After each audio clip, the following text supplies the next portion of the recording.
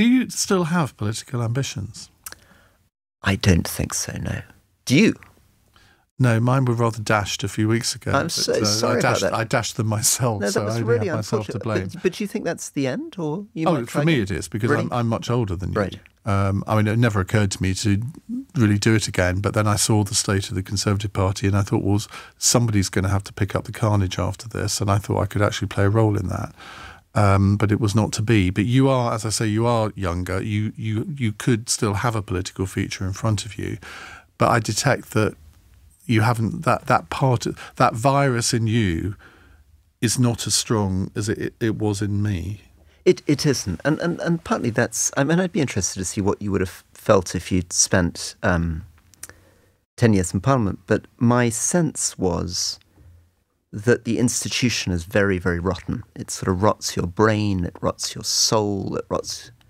I mean, it's bad for your body. I mean, it's bad for you in almost every way. I was thinking about this when I was watching Keir Starmer and Rishi Sunak on the telly yesterday. And as you can imagine, a lot of people I saw today, I did some big events today.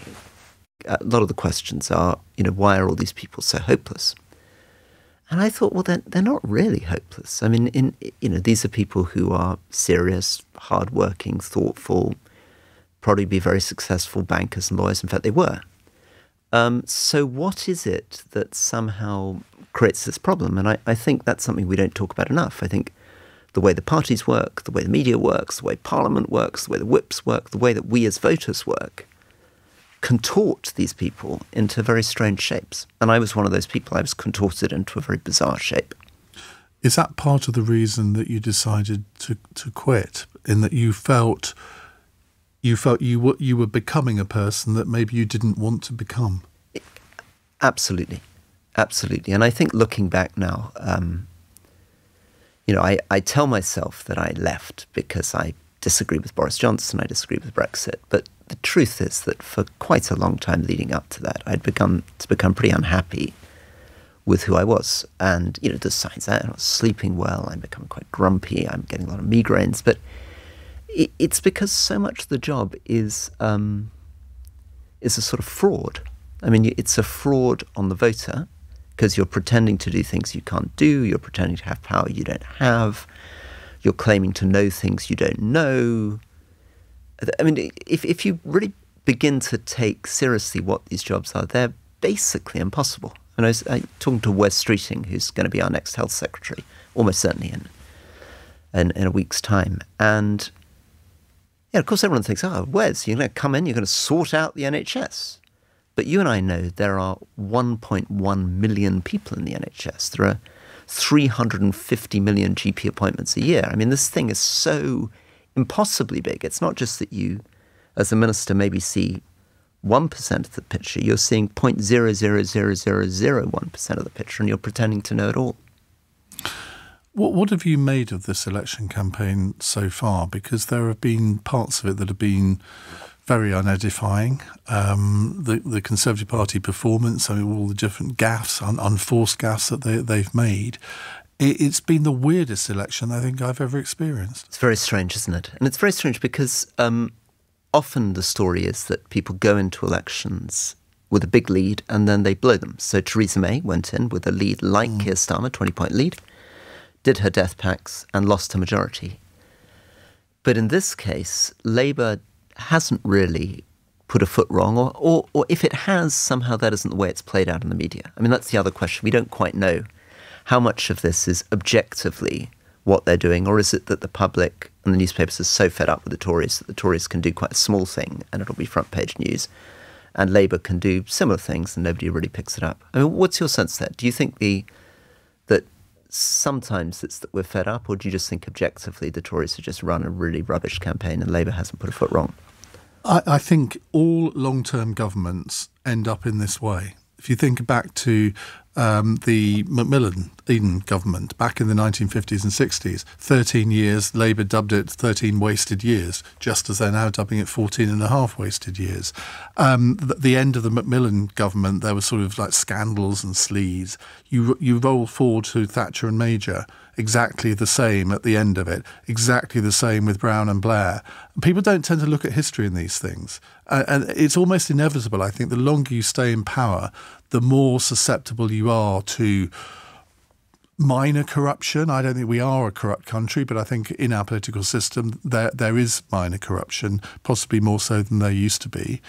And we have a voracious media now that will grab any excuse to have a go at politicians. Now, they've made their own beds in many ways, but if you've been in power for 14 and a half years, it's very difficult to convince the electorate that you've got fresh ideas, and certainly they haven't managed to. Well, I also think that maybe subconsciously, psychologically, they may want to lose.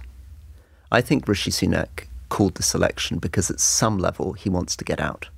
Didn't make any sense at all, this date. I mean, literally mad. And I think with that, Humza Yousaf's just done the same in Scotland. A bit worried Emmanuel Macron's almost done the same in France, that as they begin to run out of ideas, as they begin to run out of energy, they begin to loathe themselves and they sort of become their own undoing. A lot of people say Rishi Sunak isn't really a politician, he's a manager. I mean, you served in Parliament with him over 4 or 5 years. What did you make of him? I thought that he was somebody who was very, very confident in argument, but I didn't feel that... So you could see that in the debate last night. He's very good at arguing. And I, as a minister, when I was trying to convince him of something, we'd often get in these very long arguments, and he's very good at that kind of debating. But I never felt that he had the kind of big sense of who he was and where he stood on the really big issues. I wasn't completely convinced on where he stood on Brexit. I couldn't understand why he endorsed Boris Johnson so quickly, except because he wanted to get a fast track into the cabinet. It's very understandable, that. I mean, I think in many ways, many other people I joined Parliament with were like that. Matt Hancock, Priti Patel, Liz Truss had a bit of that going on as well. But I think in a way, to survive as Prime Minister, he needed to have a sense of who he was and who his values were. His biggest chance, I still think, is if he'd come in and said, I'm distancing myself from Liz Truss and Boris Johnson. I'm going to vote on this Privileges Committee report.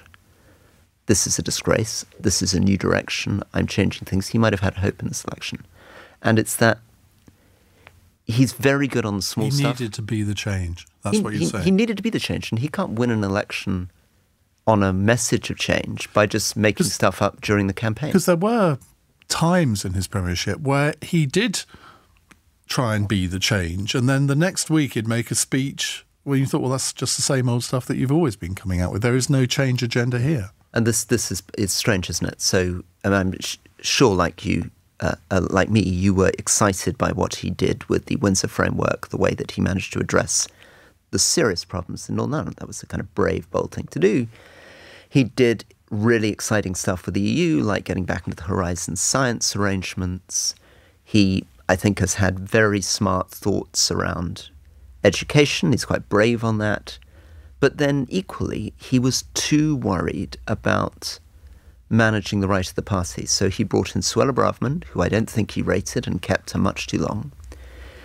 He kept Kemi Badenoch around when I don't think she was ever going to be his friend. She was obviously running for leadership against him. He signed up to this Rwanda thing, which, whatever you think of its content, was very, very bad politics, because he's never going to be able to deliver it. He hadn't thought through, I make this pledge, my 5 pledges, and I don't do it. How's this going to look?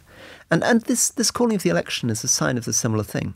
I mean, as he called that election, my phone exploded with texts, including from people from the cabinet, saying, I have no idea what this guy's doing. They had 9 different theories. You can't be leading your troops into battle if they don't understand why you're going into battle today, and if they have 9 different theories on what your objective is.